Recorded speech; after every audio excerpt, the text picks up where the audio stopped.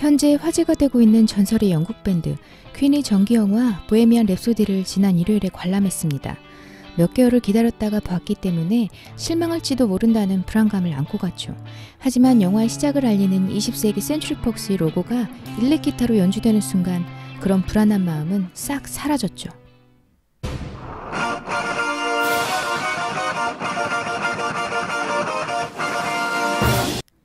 이 영화는 마치 퀸을 위한 퀸에 대한 리스펙트라는 결론부터 짓습니다.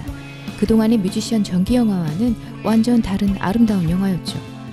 뮤지션 영화들을 상당히 좋아하기 때문에 이것저것 많이 봐왔지만 뮤지션의 성공 직후 몰락하는 과정이 너무 적나라하게 그려지는 부분이 불편하긴 했습니다. 프레디 머큐리가 동성애에 흔들리는 모습을 처리하는 방식이나 술과 마약 파티 부분을 그대로 묘사하지 않고 붉은 조명 속에 남자 화장실을 들락거리는 모습과 프레디의 아내 메리 대사로 처리되는 부분이 저는 더 마음에 들었습니다. 있는 그대로 표현하는 걸 바라는 분들도 있겠지만 기존의 영화들에서 지저분할 정도로 적나라하게 표현된 부분들은 굳이 락스타의 볼일 보는 모습까지 알아야 하나 싶은 기분이었으니까요. 또 그동안의 뮤지션 관련 영화들에서 늘상 보이던 그 패턴들, 어렵게 성공해서 술과 마약, 그리고 섹스에 빠져드는 방탕한 생활과 반려자와의 불행이 지루하게 늘어지는 게 싫었거든요. 하지만 보헤미안 랩소디에선 그런 과정이 거의 생략된다고 보시면 됩니다. 프레디와 나머지 멤버들이 결성되는 과정부터 EMI 레코드와 계약하는 부분이 단 몇 분 만에 이루어지고 대성공을 기록해 미국 공연까지 가는데 얼마 걸리지 않습니다. 영화 초반의 빠른 속도는 그만큼 퀸이라는 밴드에 대해 보여줄 게 많았기 때문이 아닐까 합니다. 퀸을 모르지만 퀸의 음악을 모르는 사람이 없는 것처럼 퀸의 역사와 배경 지식은 없지만 당시 유행하던 록밴드의 스타일과 낭만이 돋보이는 영화였습니다. 메탈 밴드의 상징인 패션들, 장발, 나풀거리는 블라우스, 그리고 나팔바지, 물론 예외도 있죠. 프레디의 의상은 화가 잔뜩 난 도마뱀 글램 같았지만요. 나머지 멤버가 배경이 되는 순간 옛날 밴드들의 낭만을 엿볼 수 있어 참 좋았습니다. 오랜만에 느끼는 눈의 즐거움이랄까요? 브라이언 메이의 검은 곱슬 장발과 로저 테일러의 금발 장발은 싱크로율도 그렇지만 그들을 연기한 배우들이 실제로 그 시대에 존재하는 사람들인 듯 착각할 정도였으니까요.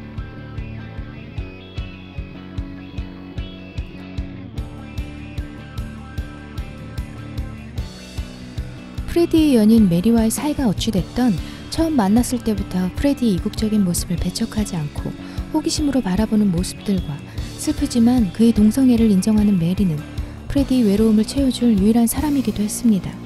이웃집에 메리의 거처를 마련해서 끝까지 함께하고파 했던 프레디의 순수한 마음은 메리에겐 고통이었을지도 모릅니다. 저라도 그런 프레디를 떠나고 싶었을 테니까요. 프레디가 자신의 성향을 찾아갈수록 메리와 점점 멀어지게 되고 그로 인한 고독감이 에이즈에 걸린 사실을 알기까지 음악의 성공과 동시에 더욱 짙어집니다. 퀸의 매니아분들이 알고 계신 세세한 정보 중 프레디의 다른 연인들이 빠진 부분에 대해 실망하시겠지만 프레디 인생에서 가장 큰 부분을 차지한 사랑이 그의 뮤즈로 나오는 게 당연하지 않을까요? 라미 말렉과 메리 오스틴을 연기한 루시 보인터는 실제로 영화에서처럼 연인이 되었다고 합니다.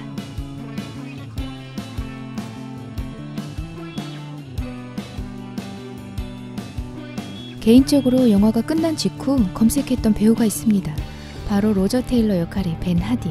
프레디가 퀸의 상징이기 때문에 로저 테일러는 이름과 얼굴 정도만 알았지 그를 연기하는 배우가 그를 얼만큼 그려내고 있는지도 가늠할 수 없었습니다. 하지만 긴 장발과 갈릴레오를 질러대던 벤 하디는 완전 깜찍했죠. 프레디가 변해가기 시작할 때 그를 냉정하게 대하던 표정도 잊을 수가 없네요. 여하튼 로저 테일러를 연기한 벤 하디가 겨우 91년생이라는 사실을 알고 계신가요? 처음 예고편이 공개됐을 때 프레디 메리아스의 상과 두툼한 허리에 반쯤까지 올라온 청바지의 뒤태는 그야말로 프레디 머큐리의 재림 같았죠. 무대 위 퍼포먼스나 발성할 때 지르는 모습에 엄청나게 연습하고 노력했겠다 싶은 생각이 듭니다. 하지만 정말 아쉬운 부분은 프레디 머큐리의 돌출된 앞니를 너무 강조하다 보니 배우의 발음이 부자연스럽게 들리고 그쪽에만 신경 쓰고 연기하는 모습 같아서 안타까웠습니다. 배우의 가짜 앞니가 영화 몰입도를 방해할 줄은 몰랐죠.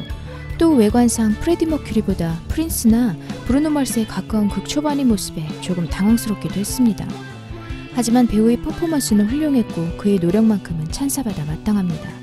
영화의 시작은 라이브 에이드 무대 위에 서기 전 무대로 들어서려는 프레디의 뒷모습, 그리고 영화의 마지막은 바로 그 뒷모습에서 무대 위에 들어서며 실제 라이브 에이드 공연 실황을 그대로 연출하죠. 피아노 위에 놓인 맥주와 콜라잔까지 똑같이 재현합니다.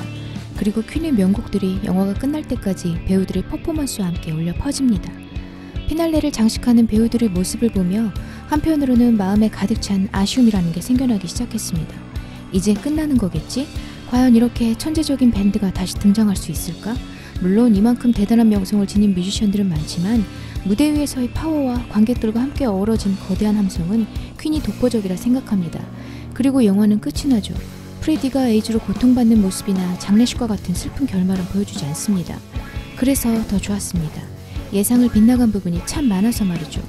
반대로 사실적인 묘사를 바랬던 사람들이나 퀸에게 관심이 없던 팝알못인 사람들에겐 지루할 수도 있는 영화라는 걸 며칠 전 처음 알게 됐는데요. 혹시 아직 상영 중인 퍼스트맨을 보고 온 게 아닐까라는 의심까지 했습니다. 감정의 노출을 자제하고 오직 퀸에 대한 리스펙트를 그리고자 했던 영화이기 때문에 정말 음악 자체에 관심이 없는 분들 외엔 누구든지 극장에서 보시길 권합니다. 퀸을 잘 모르는 사람들도 충분히 가슴 벅차게 즐길 수 있는 영화 보헤미안 랩소디를 추천합니다.